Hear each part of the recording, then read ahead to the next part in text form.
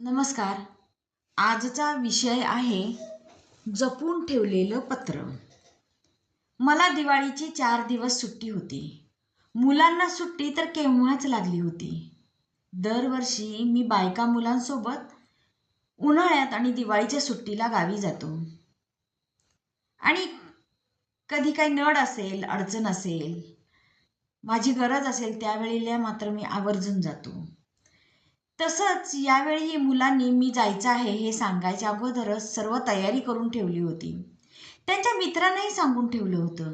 ती खूप आनंदात होती. मला एक महत्त्वाचं काम होतं म्हणून मी येणार नाही म्हणताच मुलं हिरमुसली. तुमचं तुम्ही जावा असं सांगताच बायको चिडली. मग माझा आणि तिचा वाद झाला. शेवटी ती मला म्हणाली, तुम्हाला वर्षातून 2दा यायचं असतं.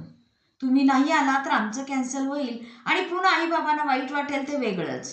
आणि शेवटी याचं खापर माझ्यावरच फुटेल. बघा तुम्हाला कसं वाटतं? असं तिनं म्हटल्यानंतर मी विचार केला आणि 2 दिवसात कामाची जुळवाजुळव केली. मी त्यांच्याबरोबर जाण्यासाठी तयार झालो. सकाळी 7च्या रेल्वेनं आम्ही गावी जायला निघालो. संध्याकाळी पोहोचलो. आई-बाबा, बहीण आमची वाटच पाहत होती. आम्हाला पाहून त्यांना इतका आनंद झाला. आईने भाकर तुकडा आमच्यावरून ओवाळून टाकला. आत गेलो. मग गप्पा, चहा-पाणी. आईनं आमच्या सर्वांच्या आवडीचा स्वयंपाक केला होता. जेवण करून रात्री 12पर्यंत गप्पा मारत बसलो आणि मग झोपलो. दिवाळीची तयारी सुरू झाली. दिवाळीचा दिवस उजाडला. आई-बाबांना याचाच आनंद की घरची लक्ष्मी दरवर्षी दिवाळीला न चुकता येते, हे सुनेबद्दलचं अप्रूप आणि कौतुक होतं. ते पाहून मला देखील आतून आनंद होत होता. लक्ष्मीपूजन झालं, पाडवा, भाऊबीज झाली. भाऊबीजेला तिचा भाऊ इकडेच आला आणि आई-बाबा म्हणाले, आणि 2 दिवस राहा ना. मग तिच्या आग्रहाखातर आम्ही राहिलो.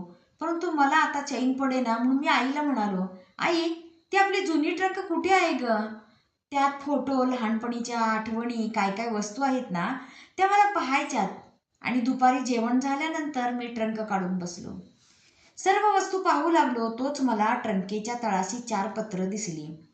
मी ती पत्र हातात घेतली तोपर्यंत मला आईची हाक आली. ती पत्र मी तशीच ठेवली आणि घाईघाईने तिकडे गेलो. तोपर्यंत इकडे माझी बायको मला शोधत शोधत तिथे आली. ती वरच असलेली पत्र तिने घेतली आणि ती 4ही प्रेमपत्र वाचली. ती मी रेखाला लिहिलेली प्रेमपत्र होती. मी 10 मिनिटांनी परत आलो तेव्हा ती पत्र रेखाच्या हातात पाहून मी खरं तर गोंधळून गेलो. माझं सत्य आता उजेडात आलं होतं. याचा रेखाच्या मनावर किंवा तिच्या वागण्यावर काय परिणाम होईल यामुळे मी गोंधळून तिच्या चेहऱ्याकडे पाहू लागलो. तिने माझी अवस्था ओळखली. 5 मिनिटे ती शांत बसली. मग म्हणाली, अहो, हा काळ गेला आता. हे सर्व विसरून तुम्ही माझ्याशी एकरूप झालात. मला काहीही सांगितले नाही तरीसुद्धा काही बिघडलं नाही. तुमच्या कृतीतून, वागण्यातून मला कधीच हे जाणवलं नाही. मग मी कशाला वाईट वाटून घेऊ? तुम्ही तो विषय सोडा आता. माझ्या डोळ्यातून पाणी आलं आणि मी तिचे दोन्ही हात हातात घेतले. दोघेही एकमेकांकडे पाहतच राहिलो. तिच्या चेहऱ्यावर माझं तुमच्यावर प्रेम आहे हेच भाव होते.